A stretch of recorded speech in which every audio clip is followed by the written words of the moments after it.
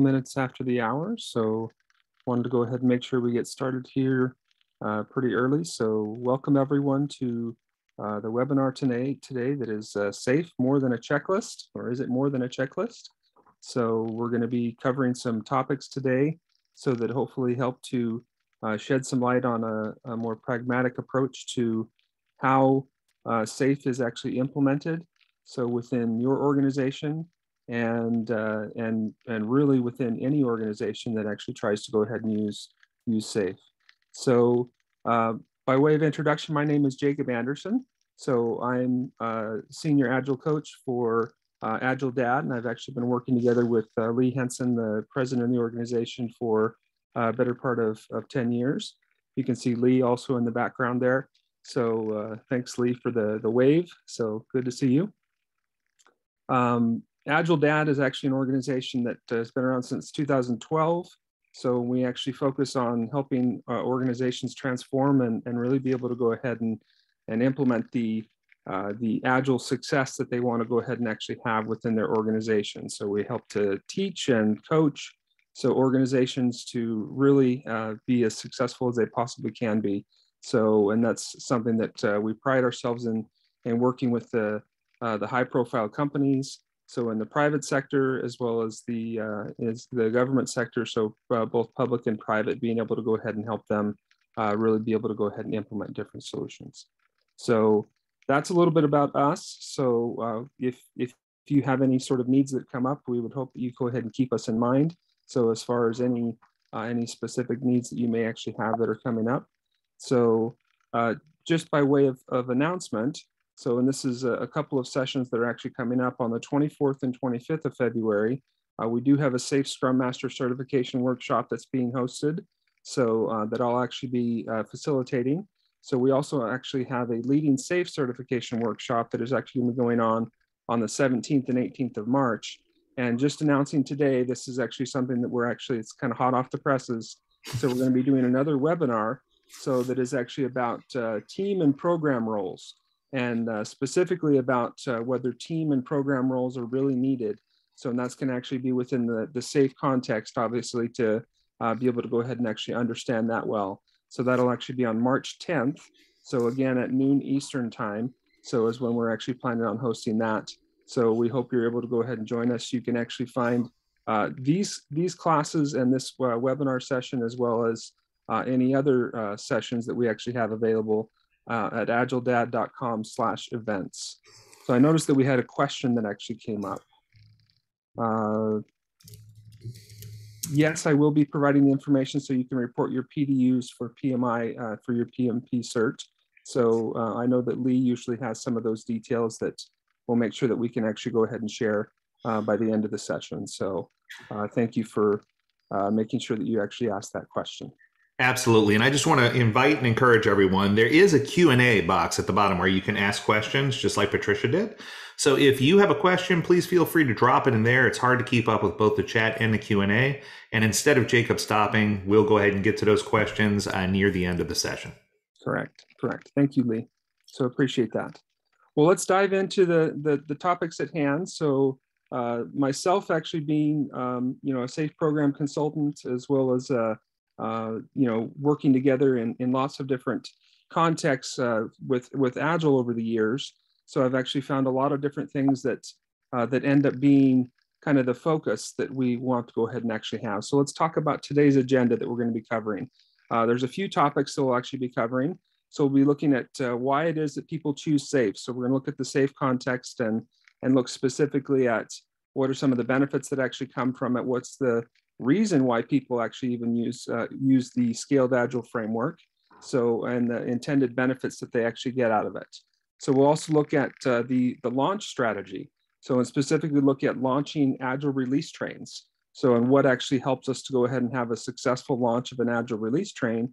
So, and then we'll actually dive into the topic of Safe for Teams training and how that actually helps to go ahead and make sure that you've got the right basis that's actually set up to go ahead and help your teams to go ahead and be successful. So that's the big thing we're going to actually go into. We'll do a little bit of wrap up with some of the next steps. So, and then we'll make sure that we've actually addressed any questions and provided any sort of answers that you actually have or that you need for your questions as we actually go ahead and move forward. So let's dive into it then. So let's look a little bit at SAFE. So if anyone that's actually familiar with SAFE will know that this particular image right here is referred to as the big picture, or the SAFE big picture. So you can actually find this at scaledagile.com. So, and look at the different configurations that exist. So the big thing that I like to go ahead and point out, this picture is actually defaulted to the portfolio level. So you'll notice up there in the tab that the portfolio level is highlighted. So, but the very basic version of SAFE is actually the essential version of SAFE. So an essential, actually, I always like to point that out as that's kind of the bare bones. If you've actually determined that you actually need SAFE because you have multiple teams so that are working together trying to solve complex problems, it's more than 1 or 2 teams, right? So it's suggested that it's 5 to 12 teams. So when you actually go ahead and consider using SAFE to go ahead and solve some of your business type problems that you're rolling out, be it software or other types of solutions, that you really go ahead and consider first an essential version of SAFE. So which actually has some basic collaboration that goes on across the different individuals and the teams that are actually in place to go ahead and have some of the success that you're trying to go ahead and have. The big thing that you want to go ahead and see is don't jump to a portfolio or a large solution level immediately. So, but first actually make sure that you're successful under the essential version of SAFE. So with the roles and responsibilities that are there, as well as the coordination with the Agile release trains, which we'll talk about a little bit as far as launching an Agile release train here in just a little bit. So some of the things that I'd like to go ahead and point out as to why people actually focus on SAFE. So the SAFE core values, which I think is a good way to go ahead and actually focus. So, and to make sure that you start out with a very principled type approach, right? With the values and the principles that are really talked about. So SAFE core values, there's 4 aspects of it.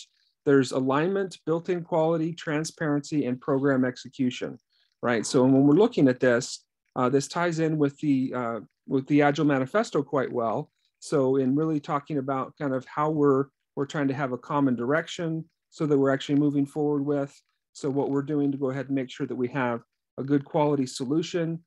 So when we're looking at everything from flow to design quality, so to really the release level quality of what's actually going on. So in every step of the process, so we have that quality that's built in for our potential solution. So the transparency becomes something that we actually keep in mind. You know, it takes time, it takes energy, it takes practice to go ahead and make sure that we're really being transparent in what we're doing. So not just at the team level, but across the organization. So when we're aligning multiple teams, so when we're actually moving together in an Agile release train, so that team of teams type concept.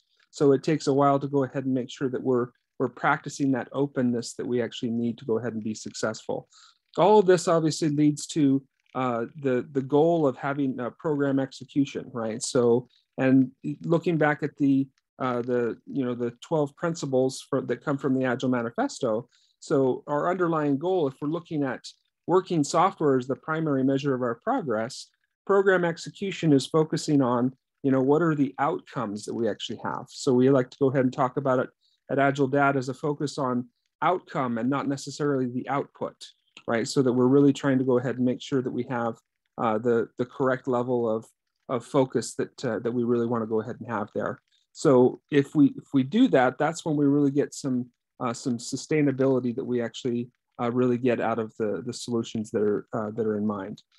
Now, the House of Lean is another aspect that's actually talked about that's kind of unique for specifically for SAFE. So, and the goal in mind, so is to go ahead and actually focus on the value that we're actually trying to go ahead and generate.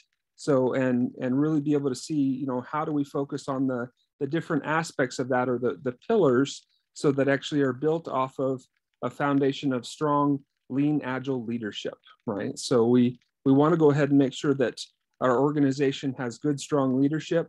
So, and not just a traditional leadership type model, but really that growth-minded or that growth mindset that we actually want to go ahead and have to be able to say that it's not just, a fixed way of actually doing things, but we're really open as to how we go ahead and move forward. So you'll notice that there's actually a focus on everything from respect for people and culture, the flow or that success that we're having on a regular basis, that we're moving things from, if we have that Kanban board, that we're moving things from the left over to the right, so that we're actually seeing work that's getting completed on a regular basis and not just started. So there's also innovation that's focused on, as well as relentless improvement. So as those key pillars, all focusing on and upholding the ultimate goal, which is that business value that we want to go ahead and have, right? So we want to go ahead and make sure so that we're successful in our efforts to go ahead and move forward. So, and this is where we really go ahead and focus on that. So to really be able to have some success. Now, I'm not going to touch on this all that much, but I like to go ahead and point this out as we have the 10 principles that are focused on from a SAFe perspective, so that actually point out some of the key successes or some of the key things that you're trying to have to be successful. So in your implementation of SAFe. So when you actually look at taking an economic view, you're looking at, how are we actually being successful in the economies of scale that we actually have with potential decisions that we're actually making. So when a decision actually goes beyond just one team, so when it hits multiple teams, so that's a potential reason to go ahead and use SAFe, right? So, or at least to have some extra layer of collaboration that's going on in order to ensure success out of the efforts or the combined efforts that are moving forward. A couple of the other principles that are talked about here. So looking at building incrementally with fast integrated learning cycles. I think everyone will actually go ahead and agree that those types of feedback cycles that we actually have, so the speed in which we actually go ahead and have those cycles that we move through, so can really help us to determine, are we getting where we really need to go ahead and go? And if not, we're learning from that. So we're actually validating, what the solutions are that we have in mind and whether they're actually meeting the expectations of our ultimate customers that we're trying to go ahead and get our products out to. So one other thing that I like to go ahead and point out here, or I'll point out two, so the decentralization of decision making. So not everything needs to be a system level decision, right? Not everything needs to be a decision that is actually made at the organizational level. And I think we too often default back to that. So when we forget that we want to go ahead and make sure that teams can make the decisions where the information resides.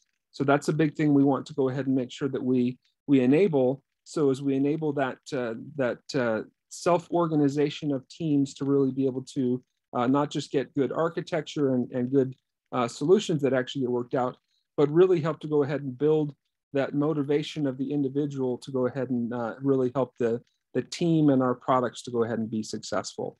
And the last thing I wanted to point out here off of this slide, obviously there's a lot that's here. So, but one thing that I find that comes up quite often, so is the focus for SAFe, so is really about organizing around value.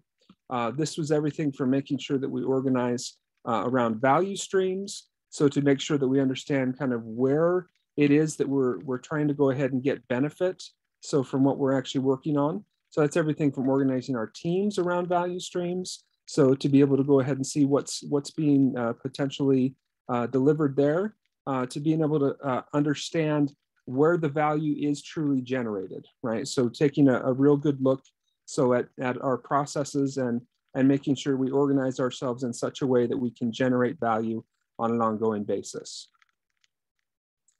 All of this is obviously focused on the context of making sure that we focus on the customer. So customer centricity is vital. So in the success of anything that is agile, and SAFe is no exception here, right? So we have to go ahead and learn as early as possible what it is that we don't need to build, right? So saying no early on in the process helps us to go ahead and determine in our product backlog, when do we actually make certain things, so, or when do we actually work on certain things to go ahead and be able to see the success that we want to out of the solutions that we're actually building. So we have to learn. So the empirical process is very important.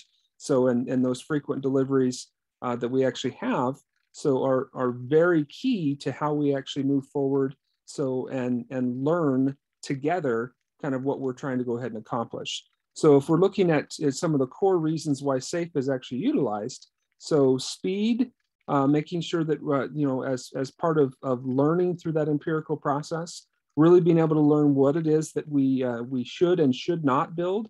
I'd say learning what not to build is actually probably even more important so than actually learning what to go ahead and build, because it helps us to go ahead and prioritize. So what isn't going to be worked on, so then we can focus on the things that are really going to generate value for us. So if we focus a lot on the number of things that are actually being completed, so or even the velocity of our team or teams, so we have to remember that that's not necessarily what's driving the value. We have to go ahead and make sure that we have our high quality solutions. That's where that built-in quality comes into mind, so that we focus on that to really be able to see some of the success that we want to out of our teams that are actually working together, and hopefully high performing teams. So as they work together over multiple sprints and releases, so to help us to go ahead and see more success out of what's going on. And the last point here is really about getting that input from our customers on a regular basis and really understanding what they want and need is going to lead to the right types of output, right? So yes, that input is actually excellent, so we can get the right types of output. So, but the key here is that we're getting the right outcome, and the outcome is really actually getting satisfied customers, right? So those clients that we actually have, those satisfied customers leads to greater impact. So it produces greater impact on what are we doing to actually cater the way that we're actually running our organization, the way that our products are actually adapting sooner to what's actually going on. So I heard an example recently, so about a movie producer, so that was actually talking about how Disney and Marvel is actually ruining the way that things are actually being brought to the box office. So, and I couldn't help but chuckle, because Disney and Marvel are actually giving consumers exactly what they want. So, and if you're giving consumers what they want, so that's the impact so that you're really looking for. So we have to actually look at, are we generating the right type of impact? So, and not just are we putting out what we want to go ahead and put out, but are we putting out the things that the customers want to go ahead and actually see? And do we have happy customers as a result of what we're working on? So let's talk a little bit about that. So about the next topic here. So just in summation, so the key reason why SAFe is typically used, so is really that we're actually trying to go ahead and scale from a single team or just a few teams to a multiple number of teams, 5 to 12 teams, 50 to 125 plus people, so that we're really trying to go ahead and make sure that we're organized in such a way that we're organized around the value that we're actually generating, and we're trying to solve some of the complex problems, so they require that multifaceted approach to really go ahead and see the outcomes that we want to out of our products and solutions. So the steps that we typically hear, and this is actually typically recommended from Scaled Agile. So in a lot of their material that they actually share, suggests having a launch strategy. So let's talk a little bit about the launch strategy that is actually suggested. Okay, so the launch strategy talks about some specific steps that are actually out there. So these are a few of them that are actually suggested, kind of in sequential order, right? So training your change agents, making sure that you have the right people in place, so to that you have either SPCs, so that you have leadership individuals, so that are really going ahead and making sure that that they understand kind of what's going on from an Agile perspective. So training your executives, managers, and leaders, so making sure that they can truly understand what's that path that you're moving forward, right? So because you don't want to go ahead and launch an Agile release train without actually having these people on board as to what problems are we trying to solve. So, and why does this actually potentially exist? So within our organization. So we then actually have identifying value streams and arts.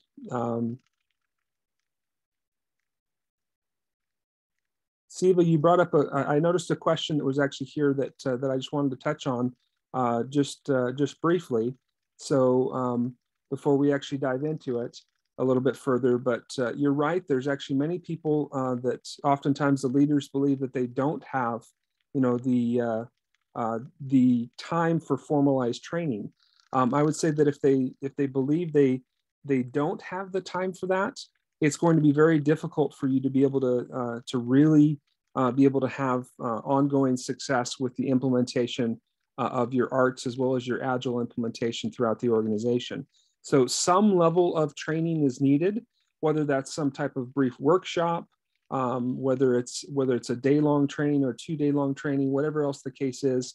I would say, to be quite honest, whatever time you can actually get from leaders. So this is where you really need to have your change agents that are working together and saying, what is that strategy that we actually have with our executives, managers, and leaders? So to really be able to go ahead and help them understand what we're trying to accomplish and make sure that we actually have the right goals in mind as to how we go ahead and move forward. Because if they're not part of that solution and they're not really bought into what are we doing to be able to launch these agile release trains, then you're going to actually have a potential train wreck.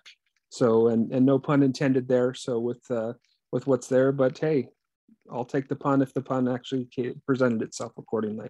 So some of the key things that we actually look at. So I talked a little bit about identifying value streams as to how we organize our teams. So oftentimes you want to go ahead and identify, what are those teams going to be working on? What are the value streams that we actually have within the organization? And if there's multiple arts, right? If there's multiple agile release trains. So it's possible that there actually could be. So I've worked with a few organizations over the past few years that have had multiple arts. So with their solutions. So and they really needed to go ahead and make sure that they were focused on those individual value streams, and that's how they really organized their arts. Okay. So the last 3 steps here are really talking about the creation of an implementation plan, preparing for the art launch, and then training teams and launching the art. So if you talk about this in many different ways, a lot of SPCs will talk about, so the wash, rinse, repeat cycle, right? So in that wash, rinse, repeat cycle, so is something you have to be very careful with. So and that's one of the cautions that we're actually going to talk about today. So is when we have that implementation plan, when we're preparing for the art launch, we need to be very thoughtful as to how we go ahead and move forward with that art launch. So because the key here, so is that we don't just go through and check off the boxes, right? So that we want to go ahead and make sure that we really are ready. So for an art to go ahead and launch. So in a lot of that, we'll actually dive into, how our teams are ready and what the individuals, so within the teams actually have as far as the level of knowledge, the support they need to really be able to go ahead and get the job done.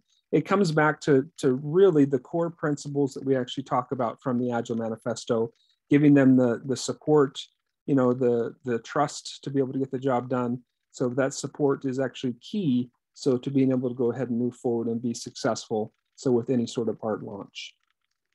Let's talk about the implementation plan specifically, because this is oftentimes where we have the most questions that come up.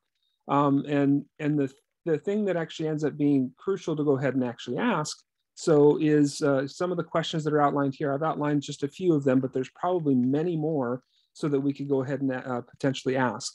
So one that's oftentimes overlooked, do we have the team members that are actually necessary, right? So do we have the right people so to be able to go ahead and move forward with our launch? So do we have the product manager, right? So do we have a release train engineer? So what type of training do they understand, around their roles and responsibilities that are actually in place? Because those are key roles that are going to really help us so to be successful with the launch of our art. So we want to make sure that they're in place early. So, and part of those key leaders and change agents to really be able to go ahead and help things to move forward. So the common understanding of Agile, right? So this is a key thing that we have to go ahead and look at and be able to say, do the teams really have that common understanding of what does it mean to be Agile? So if not, so then we have to have a level set of expectations. So likewise, from a product backlog perspective, so we have to look at what's potentially missing or who is missing, right? Do we have the right product owners in place? So do we have the business analysts that we need, or the technical analysts, whatever analysts we might need in place, so to go ahead and actually help us to be able to understand things from a backlog or a product backlog perspective. So, and these things considered, so we want to go ahead and actually ask ourselves what can be done to bridge those gaps in knowledge that might exist, or experience. So if there's gaps in experience, so we really want to go ahead and make sure that we identify, what's our plan to go ahead and actually bridge those gaps, so we can be able to have a successful launch as we go ahead and move forward. So some of that ties into the coaching that's going to go on. Some of it ties into really being able to make sure that that we have the right people in place that have bought into the solution that we're actually using. So, and really being able to go ahead and move forward together. So I leave it open to go ahead and actually ask the question that there's other things that are always going to be missing. So we have to ask ourselves the question. So with the group that's actually doing the launch, so this is your change agents. Typically, this is your Agile coaches, your trainers, so that are actually doing this. This could be your lean Agile center of excellence. So that actually could be in place, that is really asking the question as to what else are we potentially missing, right? So because we don't want to overlook the obvious things, so that really help us to go ahead and be successful as we move forward. One of those key things, so that we oftentimes point out, so is the success of teams. So without teams being successful, we don't have an art or an Agile release train that is successful. So we really want to go ahead and make sure that we've built up the individual teams to go ahead and have success. Otherwise we're going to fail at scaled levels. So we want to go ahead and make sure that the team has a good understanding, a good working knowledge of Agile. So what does that mean for them? And not just the practices, but are they really able to go ahead and apply the principles and the values of what's actually being used? If you're using Scrum, do they understand the values of what they're actually trying to go ahead and implement? Have they actually had some training together to go ahead and really be successful? So we ask ourselves, have these team members really worked together before today? So, and if they have, that's great. So what was that experience like? So is there something that we can build off of there that will really help them to have that continued success? If they haven't been together before now, so we'd have to expect that there's going to be a ramp up period. So to really be able to go ahead and see the success within that team, and to really learn together, so what it means to go ahead and be Agile in their context of work on a day-to-day basis. So we might actually have obstacles behind what it takes to go ahead and get the product built. So we might actually have other obstacles, and this is a common one. So when you're first launching an Agile release train, that we oftentimes have people that are not fully dedicated to teams. So we need to identify those key areas, because those will be some of the gaps that actually exist, that if we don't have people fully dedicated to teams, so it's going to be a significant risk, so that we have to the success of that team being successful and the Agile release train being successful. So those are a few questions to go ahead and actually ask, which dives into the next topic that we actually have, right? The Safe for Teams training. So Safe for Teams training is obviously an organized training that's actually conducted. So as one of the scheduled things that's suggested. So for an Agile an art launch, so an Agile release train launch. So and it's something that we actually start out with.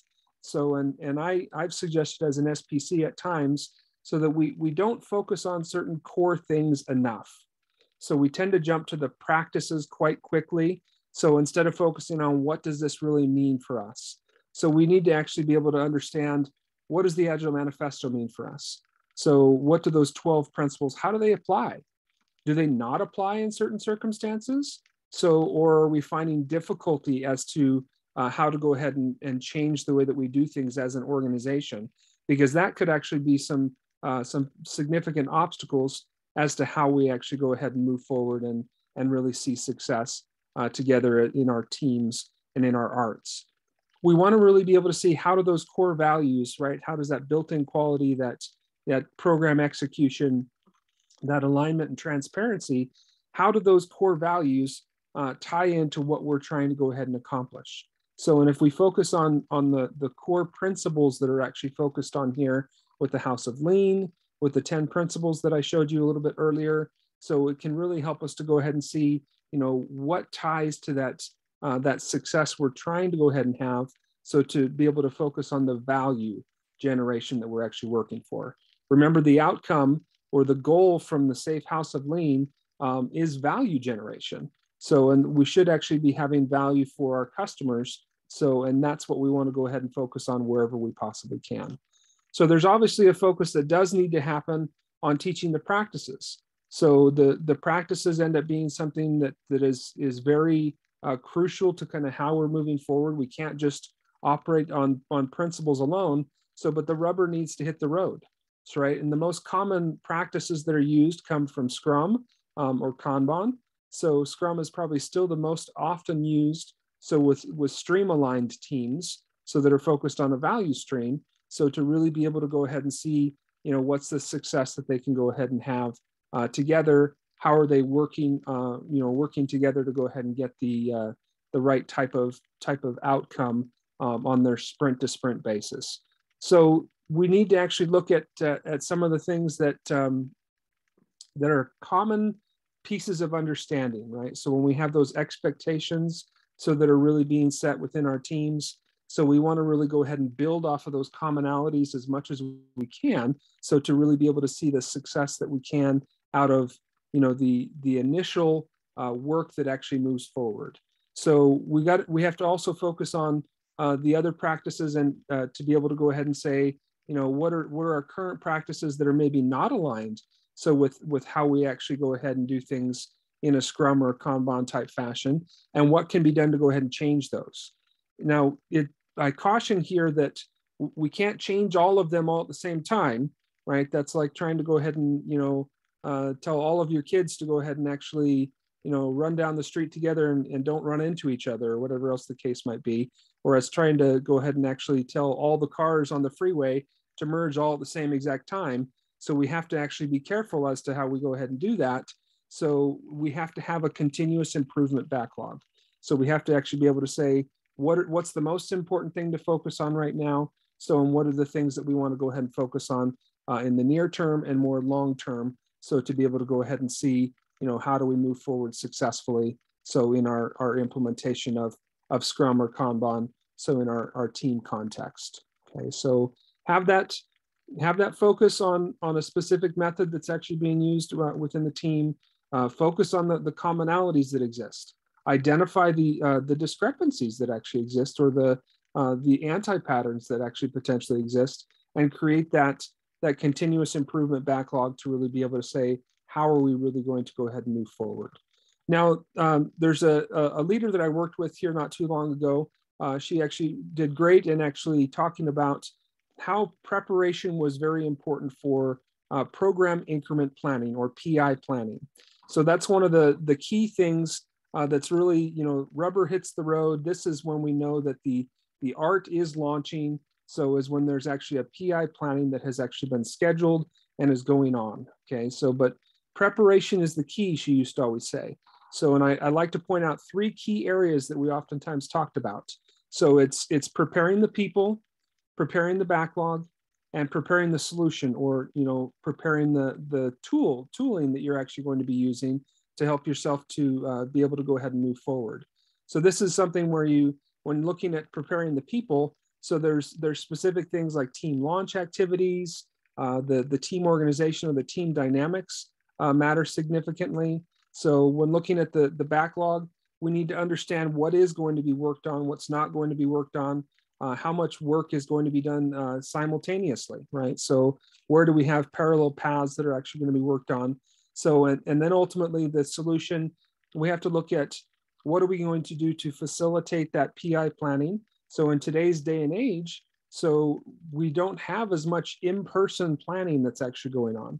So we have to look at the tools that we actually have in place the Zooms, the MS Teams, so everything else that's actually in place there. So we have to look at the mural boards, the Miro boards, so all of those other things of that nature that help us to see the work and visualize that work, and visualize that coordination that we really need to go ahead and have, so that allows collaboration to be more robust in our particular approach.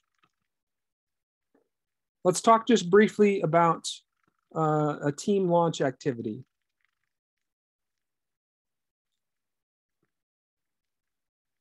And looking at the team launch activity, I noticed there's a couple of questions out there, and we'll actually come back to these questions here shortly.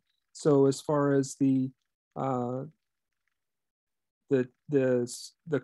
board, so suggestions on the Kanban board, an anti-pattern guide, that's a great suggestion as a companionship to the 12 principles. And then how to clear the backlog that has more than 100 items with limited, I'm guessing, people on an Agile team, so that we keep up with current sprints. Whenever I see resources, I either think pens, pencils, other things of that nature, or when we're talking about people. So on the team, I'm actually looking at those specific individuals. So I'm guessing you're referring to the individuals. We'll talk about those just in a little bit further detail. So I'll give you some potential answers with that. So, but the key thing to go ahead and keep in mind. So when you're launching a team, so as we want to go ahead and have some basic steps so that we go ahead and follow. Some of those basic steps could include some of these things that are actually outlined here. So, and Scaled Agile has some different workbooks and things that can actually help you with team launch type activities or team charters. So they're all very similar in nature. So they usually focus on any number of these 7 items that are actually talked about. Creating a team name, so having a team identity, right? So really being able to go ahead and focus on, what does it mean to be a team? So really establishing a vision of the product. So as far as what it is that we're focusing on, what the intended outcome is, or that vision for that product, making sure that we actually identify the roles on the team and the associated responsibilities. Talking about, do we have, a dedicated product owner? Do we have a dedicated Scrum Master? So does that Scrum Master have multiple teams that they're working with? If they do, what's the expectation of working with our team, right? So what does that actually look like? What's the responsibilities of the individual team members, right? So, and this is going through and really talking about, what are those responsibilities that they actually have together. So the other thing is you talk about identifying other supporting members. So this is what I oftentimes refer to as the friends of the team, right? This is your leaders, your executives, so anyone else that is actually outside of the direct team, so that is helping to go ahead and support the team's success. So you have to go ahead and identify who they are, so what the expectations are from those individuals, or what you can expect from them on a regular basis. So the last 3 things are really going through and identifying what's the definition of ready for bringing work into a sprint, or into, even into a PI planning session. So what would be that definition of ready? So it could have different layers, so that you're looking at, do we have it sized, right? So do we have the initial acceptance criteria that's defined, right? So what's some of that stuff that we've defined, the who, the what, and the why, so to really be able to go ahead and move forward and really be able to start sizing the work, being able to start potentially even working on it. So as if we're going into a sprint, so to really be able to see, this is how we end up delivering things that we're actually working on. Likewise, the definition of done becomes extremely important to focus on, so that that tells us if we have entrance criteria, we should also have exit criteria, right? So that tells us, what we're actually saying is done as a result of completing something that's actually worked on. So that's that done definition, right? So that we want to go ahead and make sure can really help us to say this is an accurate measure, so of what we're trying to go ahead and work on. And ultimately, the last thing that's talked about here is an agreement upon the team cadence and organization. So if the team is actually using Scrum, if they're using Kanban, right? So if they're using a Kanban board, what are some of those basic states of service that they actually have in mind, right? So are they going to have an expedited flow? Are they going to have a standard flow? Are they going to have a fixed date type flow? So understanding kind of what makes sense from that particular perspective would would help to go ahead and say, here's how we actually go ahead and how we're going to operate as a team. So as we go ahead and move forward. One key thing I like to go ahead and point out here, and this is something that I've enjoyed actually learning this over the years. So, and Lee recently pointed this out to me, so that, teams, the consistency of teams, so is really what actually helps us to go ahead and see the success that we can track sprint over sprint and release over release. So there's too often in our day and age, even today, even with the proliferation of everything that is agile, we still tend to go ahead and actually split up teams that are high performing after several cycles of them being high performing. So, and we tend to think that we're going to populate other teams with these successful individuals. So, and as a result of it, we're going to seed many successful teams. So where we have to go ahead and keep in mind so that the teams are high performing as a result of how they work together as the individuals that are within that team. So those personalities and what they actually do together really helps us to go ahead and see that long-term success that they can go ahead and have. So a team that I worked with just this past year, so had been consistent for about a year and a half. So, and they were actually going to continually be that particular size. I think they had one new person that they were bringing onto the team over the next couple of months. So when I was working with them, so, but we have to make sure that we don't just shrink the size of teams, and as a result of that, force people to specialize and go into silos, so of their product knowledge, because what that does is it's a significant anti-pattern as to how we want teams to really be successful. So we want to allow that Tuckman model to go ahead and work, so that forming, storming, norming, performing. So we really want to go ahead and allow that to go ahead and work out. So, and ultimately we want teams to get to that norming and performing stage as soon as possible. So without going through and really changing the team dynamics on a regular basis.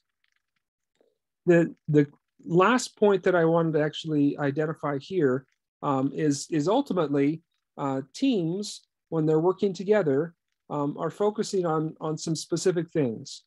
They're focusing in that bottom right-hand corner about, are we building the solution right? They're really focused on the high level of quality. So where the product owner is oftentimes focused on, are we building the right thing? Are we getting the right return on investment? Are we getting the right value so that's being generated? Where the Scrum Master is actually really focusing on, are we building it fast enough?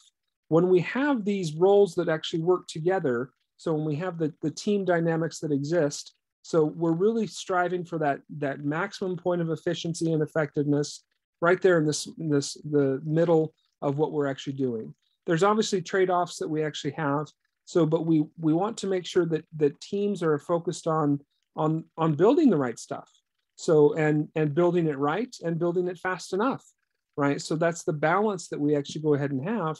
So, in order to go ahead and do that, we need to have the right inputs.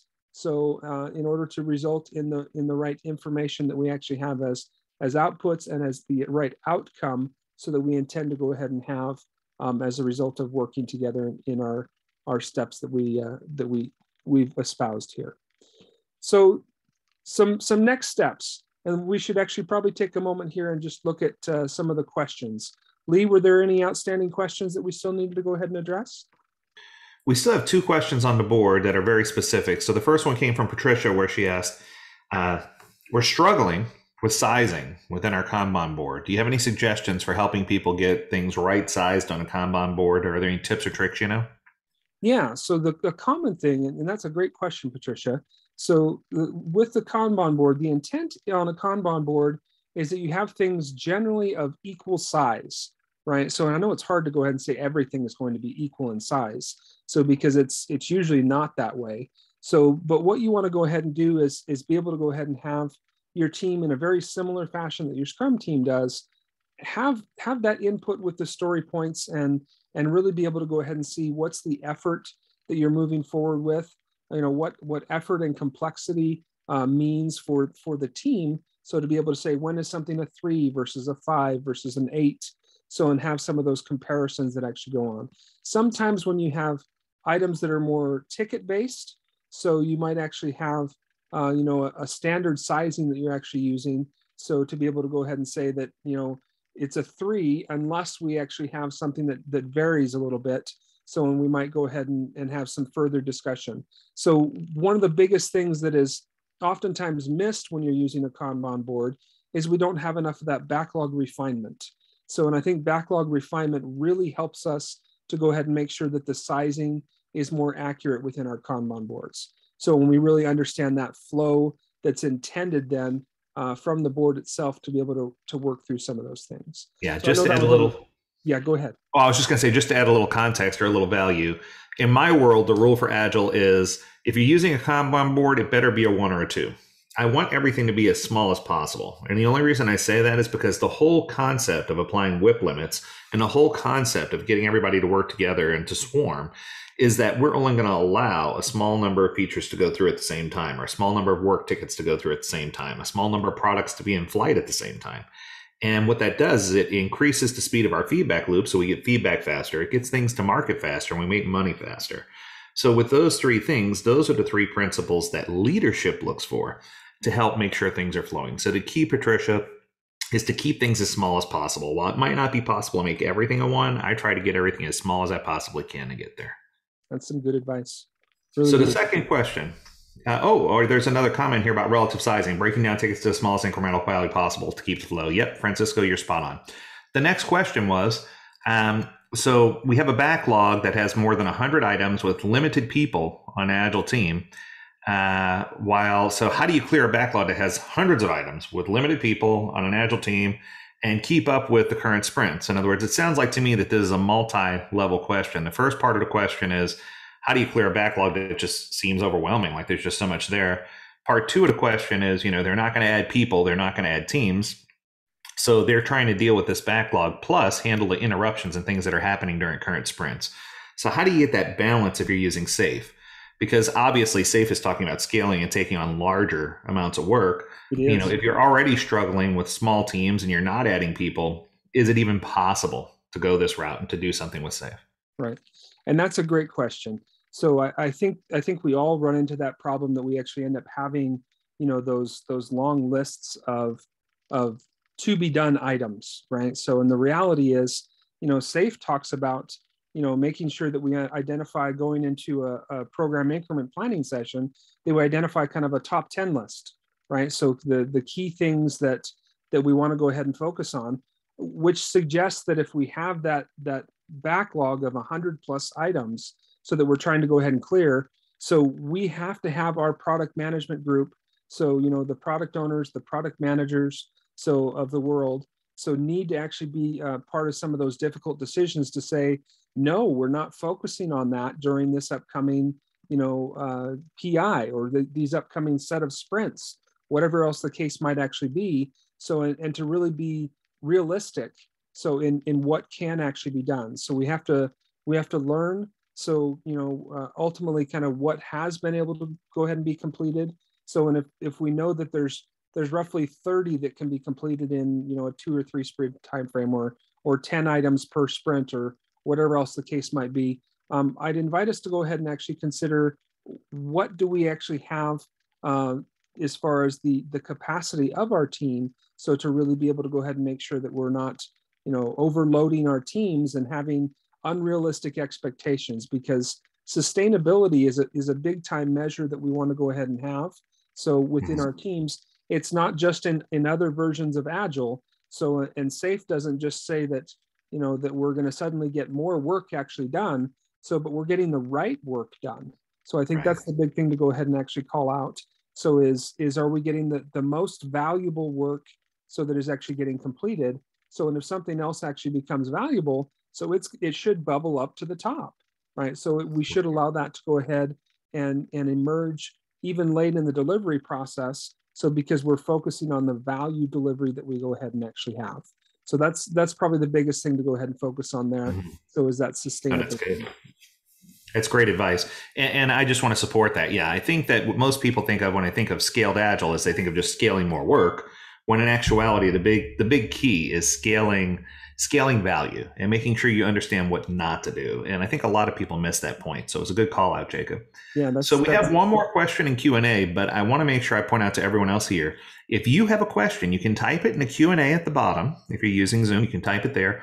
Or if you'd like to speak and just ask your question, we welcome that too. You can just hit the raise your hand button, and we'll identify a handful of people and let you speak. Keeping in mind that we only have about 8 minutes left, so we want to keep these last few questions short and sweet. So short answers only at this point. So we have a question from Bill that says, recently he's experienced challenges with definition of ready on large projects with MVP 1 before it could be fully utilized. How would you best obtain a definition of ready while still getting a balance of outcome value, quality, and prevent scope creep? That sounds like a 4-hour workshop, not a 30-second question. But I'll let you take a stab at, maybe we can boil this down to how do I best optimize my definition of ready? Do you have like one or two things that you have to do, or that you'd like little bullet point advice that you'd give to get a solid definition of ready? Because I think that's where some key things I look at with definition of ready to make sure that we have really a solid understanding. Definition of ready should actually say, have we addressed the context, right? So do we understand the context of what we're trying to go ahead and accomplish? So have we been able to, and does the team or teams that are going to be working on this work, do they understand the context, right? So if they understand the context, do we have acceptance criteria? So do we know what we're trying to go ahead and accomplish as a result of the intended outcome? And ultimately, have we been able to go ahead and size things? So those three things, so I think, lead to a good definition of ready. So there's a lot of other things that can be included and that teams like to go ahead and include.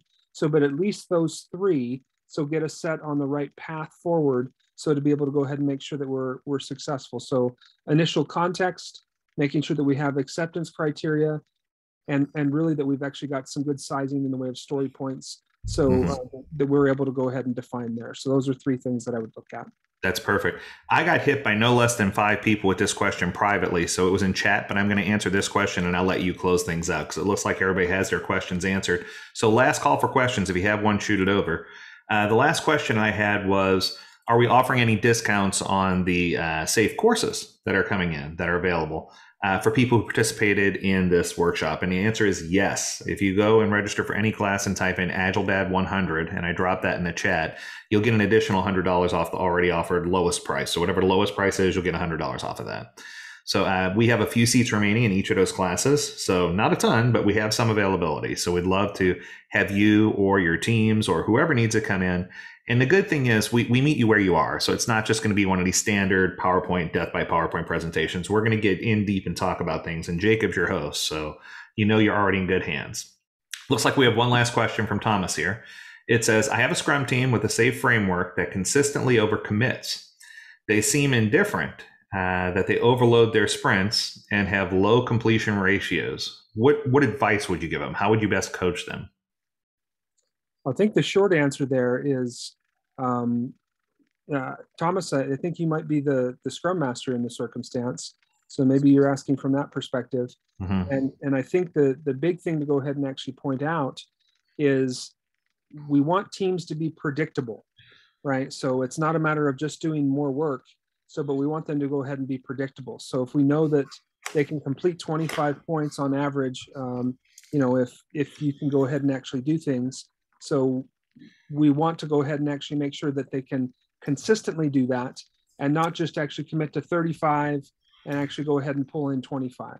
I would much rather have a team go ahead and commit to less and pull work forward, so into their sprints, so then go ahead and actually consistently overcommit. So that's just my guidance that I typically go ahead and give to individuals. And teams is I would rather have them commit to less and then complete the work and then look at what do we pull next. So then actually just consistently overcommit. So I think that's just a tendency that we actually have, so that people think that it doesn't have an impact, but it does on predictability. So we want teams to go ahead and be predictable in wherever we can. I think the key here that I just want to drop on, just as an addendum, is that this is usually a symptom that people are relying more on time-based estimation than they are on story point-based estimation. Very much. If you take time out of the picture and you just focus on the level of complexity or the size of the work that you're doing, most of those things go away. So what you're describing is symptomatic. So for me, I think it's getting to the root cause of the problem and solving the root cause, as opposed to trying to get to the nitty gritty of a point equals this many hours or this many days, and trying to figure things out that way. And oftentimes what you'll do is the second you take time out of the picture, you'll find that the team can say, we can commit to doing this scope of work in a 2-week period. And they're spot on, as opposed to having different people sign up for different things with different skill sets, and the time-based estimations going all over the place and frequently overcommitting. So it takes that overcommittal out of the picture. All right. So and it looks like Priya had a question about attrition. How do we manage attrition when a team has an established rhythm? Francisco chimed in and said depends on the reason for attrition, which I 100% agree.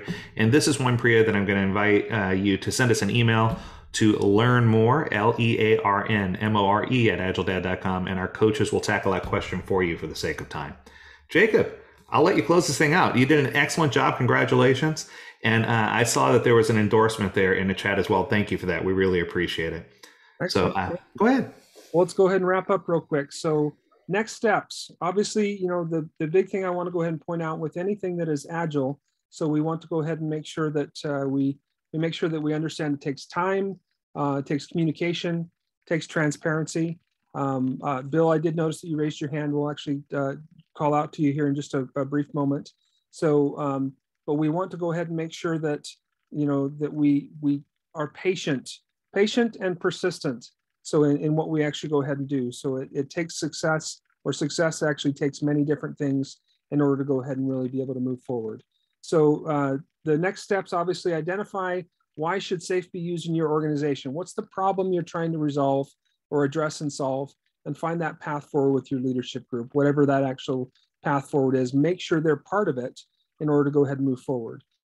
Make sure you identify a clear strategy for how you're launching an ART. Ask questions about who's involved, what products or solutions are really involved in that ART. So, and find out what you're missing, right? Don't hesitate to have targeted coaching and training for your teams. So that really helps to go ahead and solidify principles and practices to go ahead and follow. So if you skimp on preparing your teams, so for a launch of an ART, so you're going to notice it as far as the potential problems that you actually run into, so at a later point in time. So you want to go ahead and identify any sort of anti-patterns, keep that continuous improvement backlog that's there, and make small incremental improvements as far as how you want to go ahead and do things. Don't force everything to go ahead and actually go at your speed. You have to be patient. That progress of the Agile implementation is something that you want to go ahead and make sure, so that you understand that first PI planning is going to have its hiccups. So, but we have to set reasonable expectations for ourselves, our teams, and our ARTs, so to really go ahead and be successful. So, and don't hesitate to continue to refine the way you do work. Keep that principle-based focus on how you're doing things. So, and if something can't be fixed right now, make sure you get to the root of why is that actually happening? Why is it stopping us? So from being able to go ahead and move forward. So, and that's how we're really going to see success. So keep it simple, be pragmatic about what you're trying to go ahead and do. So, and really go ahead and make sure that you can lead your teams to success, which ultimately leads your Agile release trains and your organization to success and the right types of outcomes that we're focusing on. All right. Let's see. So Jacob, that was a home run, man. You got a lot of people saying thank you. It looks like Bill hit the raise hand by accident, so we're good to go. Okay. So I just want to say thank you. You did an awesome job. Lots of people saying it was a great presentation, good information. We invite you to go ahead and register for the next free. We have 2 more free. Actually, we're going to have 3 more free by the end of the day. 3 more free webinars that you can sign up for that are going to cover all kinds of Agile topics. And this is all part of AgileDad University's Giving Back series. It's our way of saying thank you for being part of the AgileDad family. So if you have any questions, comments, reach out to us, learn more at AgileDad.com. We'd love to talk to you about it. Jacob, you've been amazing. If you want to reach out to Jacob directly, it's Jacob at AgileDad. And if you want me, it's Lee at AgileDad. So thanks for spending an hour of your time with us today. I hope you enjoyed it. And until next time, stay Agile. Thank you, everyone.